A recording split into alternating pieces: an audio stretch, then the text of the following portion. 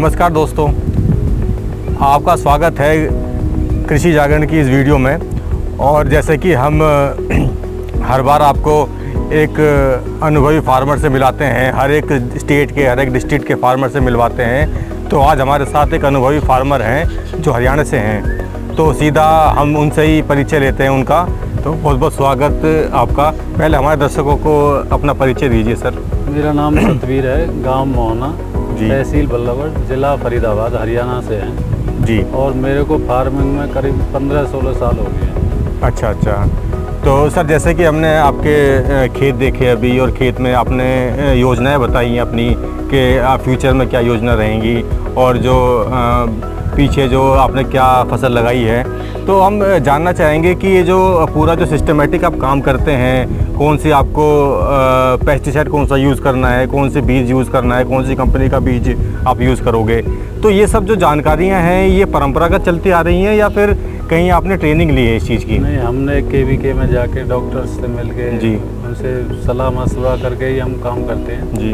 जो भी पेस्टिसाइड या बीज की मात्रा कितनी रहती है वो हमारा ट्रेनिंग भी होती रहती है टाइम जी। और हम उनसे अपनी सलाह भी लेते रहते हैं फ़ोन पे बात करके जी। कुछ जो आजकल ये मीडिया चल गया फ़ोन पे, इस पे भी बहुत ज़्यादा जानकारी मिल जाती है अगर सही उपयोग हो तो इसका। तो इन मौसम में आप कितने फसल एक साथ आप उगाते हो? करीब हम देखो सब्जियां भी लगाते हैं जी, तो 15-16 फसल हो जाती है हमारी सब्जियों की जी। और बाकी हमारा जो सरसों है, जी, गेहूँ है, चावल है और जायद में अभी ये मूंग लगाई हुई है जी। तो ये 15-16 फसल हो जाती है। अच्छा, तो आप एक साथ कम से कम लगभग मान के चलो 20 के आसपास आप एक साथ काम करते हो। तो जब आप फसल लगाते हैं, कोई 3 महीने की होती है, कोई 6 महीने की, कोई 1.5 साल की भी होती है। तो जैसा कि सर ने हमें बताया था कि जो केले की फसल होती है वो 1.5 साल की होती है, तो 1.5 साल तक आप उस पर मेहनत करोगे। तो आपका जो ये सिस्टम बना हुआ है कि हमने 15-20 फसल लगाई हुई है, ये 3 महीने की, 4 महीने की, 5 महीने की, तो ये सब आपको याद रहता है? ये मैनेजमेंट बना के हमें रजिस्टर्ड में वो करना पड़ता है। अच्छा। रजिस्टर्ड में मेंटेन करते हैं, उससे हमें ध्यान रहता है भाई।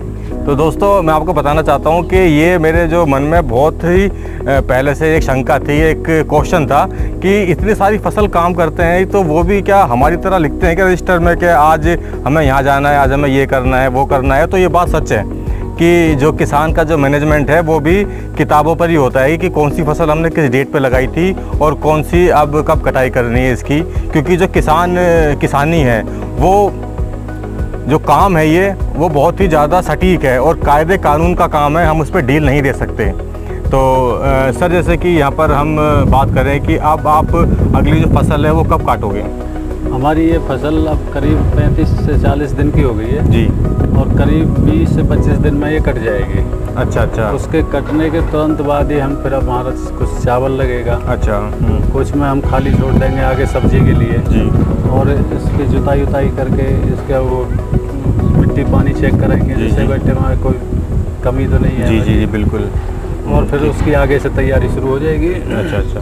तो अब जैसे कि हम देख रहे हैं कि ये जो गर्मी का जो सीज़न है और बहुत ही कड़ी धूप है, मान के चलो कि अभी मैं वर्तमान की बात करूं तो इस टाइम 2 बज रहे हैं और कम से कम 48 डिग्री सेल्सियस यहाँ गर्मी है। तो ऐसी गर्मी के अंदर क्या सावधानियाँ आप बरतते हो? आप 15-20 साल से काम कर रहे हो, तो कभी प्रॉब्लम ऐसी आती है कि नहीं जी अब तो गर्मी आ गई है, धूप आ गई है, प्रॉब्लम आ जाएगी खेती देखो में? काम खेती में अगर ज़्यादा गर्मी होती है तो सबसे ज़्यादा जो सुलभ होता है जी, वह फसलों में पानी लगाएं जी, और हो सके तो शाम के टाइम में पानी लगाएं। अच्छा। बाकी इस टाइम में और तो कोई बीमारी होती नहीं है जी। अच्छा, मनुष्य अपना भी खुद ध्यान रखे भाई, सुबह जल्दी काम कर ले, शाम को थोड़ा लेट करे। बिल्कुल। क्योंकि शरीर टेम्परेचर अब करीब 47-48 हाँ, इतना है। और पिछले 2-3 दिन से तो और बढ़ ही गया है जी।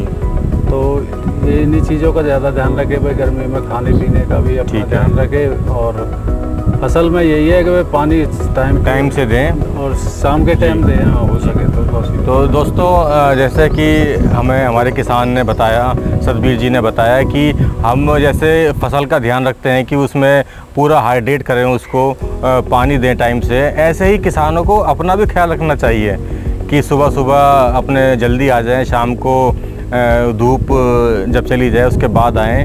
तो जब तक अपना शरीर ठीक है तभी हम अपने फसल की जो हम उसका ध्यान रख सकते हैं। सर पानी की अगर बात करें यहाँ पर इस क्षेत्र के अंदर, अभी हम जहाँ बैठे हैं हम फरीदाबाद ज़िले में, तो पानी की क्या समस्या या फिर पानी ठीक है, पानी की समस्या कुछ ऐसी? देखो सर, पानी तो वैसे तो ठीक है जी, पर कुछ राजनीतिक कारण लगा लो या कुछ लगा लो, थोड़ा सा पानी में ना जो केमिकल्स बहुत आ रहे हैं। अच्छा।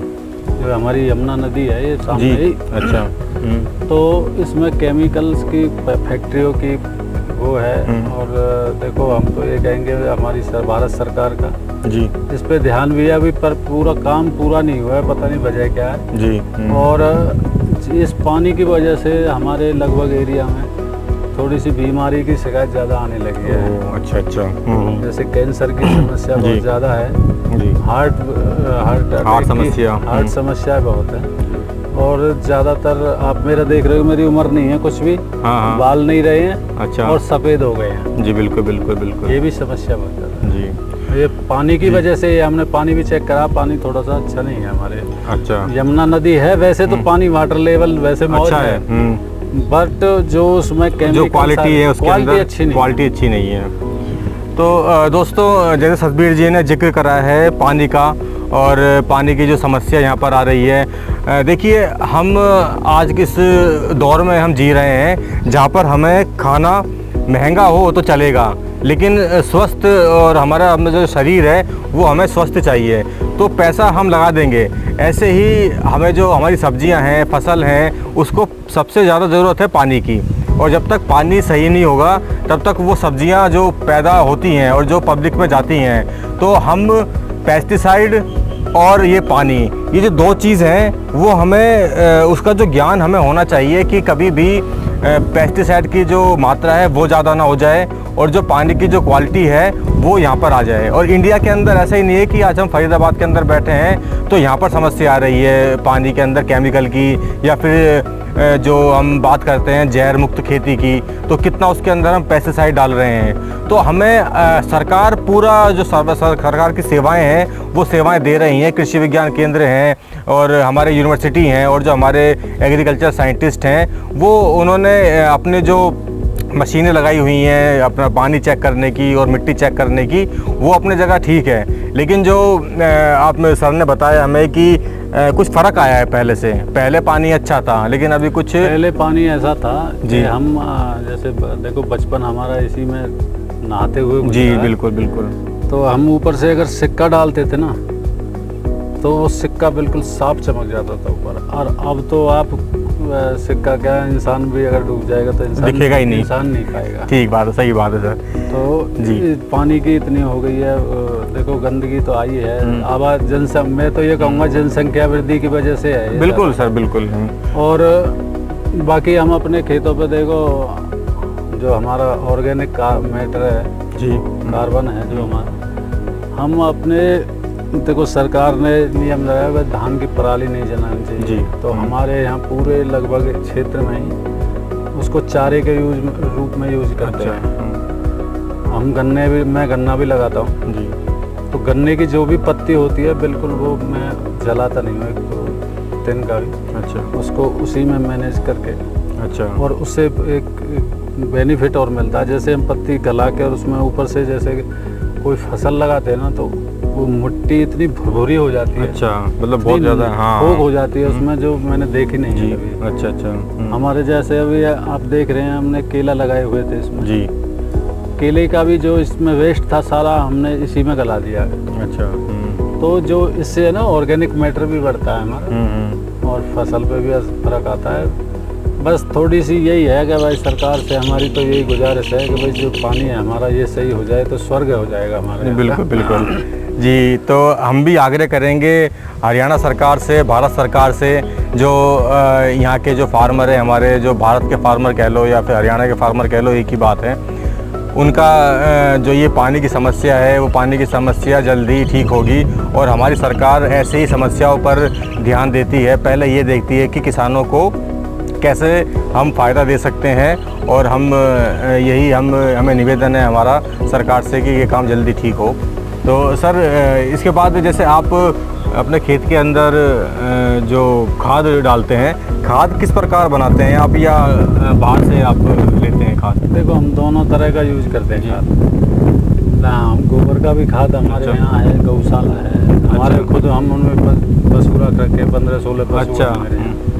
तो जैसे ही वो होता है, गलता है, हम खेत खाली होते हैं वो डाल देते हैं। बाकी थोड़ा थोड़ा जो है हमारा केमिकल है खाद जी, वो भी हम डालते हैं।